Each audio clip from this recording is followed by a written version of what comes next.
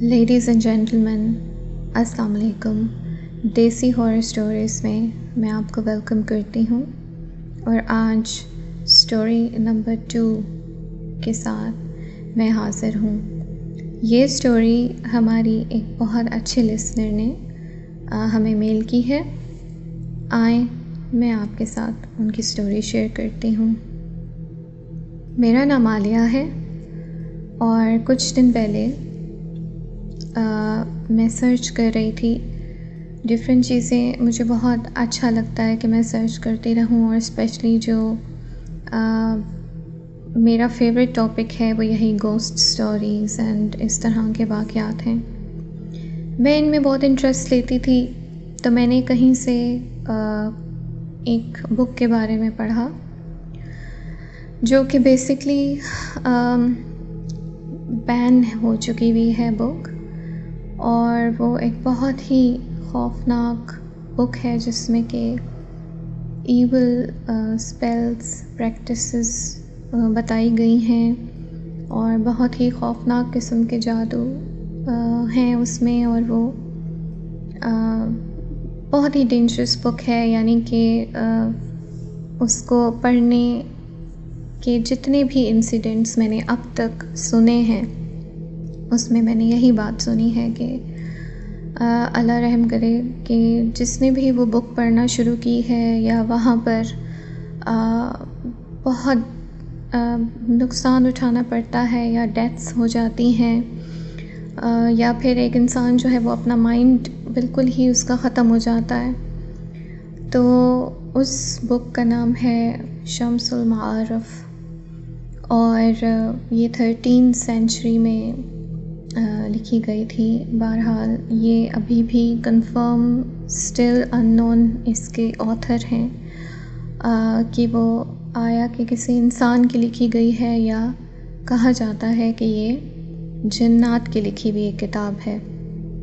बहरहाल ये पढ़ना इसका इस्लाम में भी मना है और इस चीज़ को बिल्कुल भी हमें दूर रहना चाहिए इससे। बहरहाल ये चीज़ें मैंने उसके बारे में बहुत पढ़ी और बहुत इंसिडेंट्स देखे, बहुत सुने, तो बहरहाल तौबा की, सब कुछ किया कि इस तरह से कुछ नहीं करना।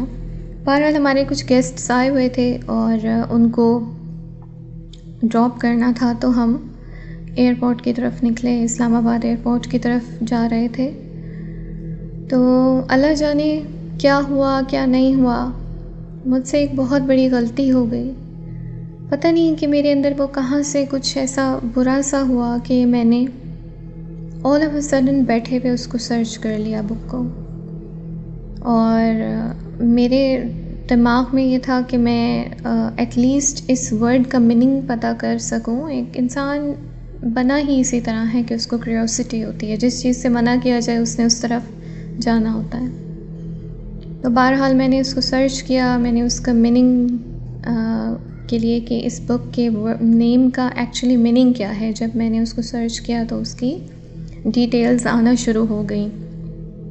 उस डिटेल में यही ही था कि ये 13th सेंचुरी में लिखी गई थी एंड ये मतलब जन्नात की लिखी हुई किताब है, और इसमें एक नॉर्मल, एक वीक माइंड का इंसान कभी इसको पढ़ नहीं सकता। इवन स्ट्रॉन्ग माइंडेड लोग भी दे लॉस्ट देयर माइंड, वो अपनी ज़िंदगियां तबाह कर चुके हुए हैं एंड दे आर नो मोर, या उनकी फैमिलीज़ वो डिस्ट्रॉय हो चुकी हुई हैं। बहुत खौफनाक इसके कॉन्सिक्वेंसेस हैं। कुछ लोगों ने जब पढ़ा तो पता नहीं उन्होंने इस बुक को दफनाया, उनको दफनाना पड़ा, उनको क्या कुछ करना पड़ा, उनको मुल्क छोड़ने पड़े, उनको बहुत कुछ होना पड़ा। तो बहरहाल ऐसा ही कुछ था। तो मैंने मेरी कोई इस तरह की वो नहीं थी कि मैं अंदर सर्च करूं या कुछ करूं। वल्लाह आलम क्या हुआ, जब मैं सर्च कर रही थी तो ऑल ऑफ अ सडन एक पिक्चर ओपन हो गई और उस तस्वीर में एक नक्शा बना हुआ था। वो उसी तरह का नक्शा था कि जिसमें एक फिगर था और उसके ऊपर कुछ चीज़ें लिखी हुई थी, और जैसे हम ईवल बुक्स में देखते हैं इस तरह का कुछ था। मैंने विद इन नो टाइम अपनी आंखें बंद की और बिल्कुल फ़ोन साइड पे फेंक दिया, और मैंने उस वक्त तौबा कर ली कि ये ऑल ऑफ अ सडन मेरे सामने पता नहीं कैसे आ गया, आउट ऑफ नोवेयर मेरे सामने आया। मैंने बंद किया और मैंने बहुत तौबा की और अल्लाह अल्लाह करके बस मैं घर पहुंच गई वापस। जब मैं वापस घर पहुंच गई, सब ठीक ठाक, सब खैर खैरियत, सब कुछ था। रात को मैं सोई, मैं ख्वाब में क्या देखती हूँ कि मेरे घर के एक कॉर्नर में, मैं अपने बेडरूम से निकली हूँ और मेरे घर के कॉर्नर में एक डाइनिंग टेबल के साथ कॉर्नर में मैंने देखा कि एक काला साया है जो वहाँ पे बैठा हुआ है। जैसे ही मेरी उसके ऊपर नज़र पड़ी, मैं पीछे के कदम मैंने लिए, मैं चीखी और वो साया फुल स्पीड में मेरी तरफ भागा मुझे पकड़ने के लिए।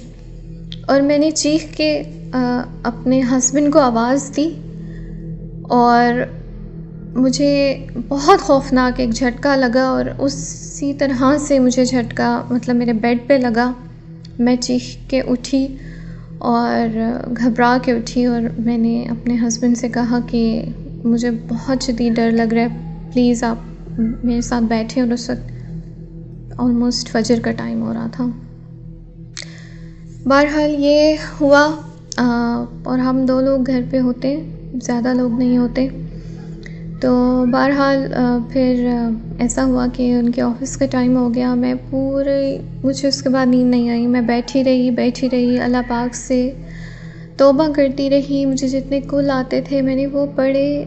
मैंने अल्लाह पाक से माफ़ी मांगी, मैंने इस्तिग़फ़ार किया, मैंने सब कुछ किया। मुसलसल मैं सूरतें पढ़ रही थी कि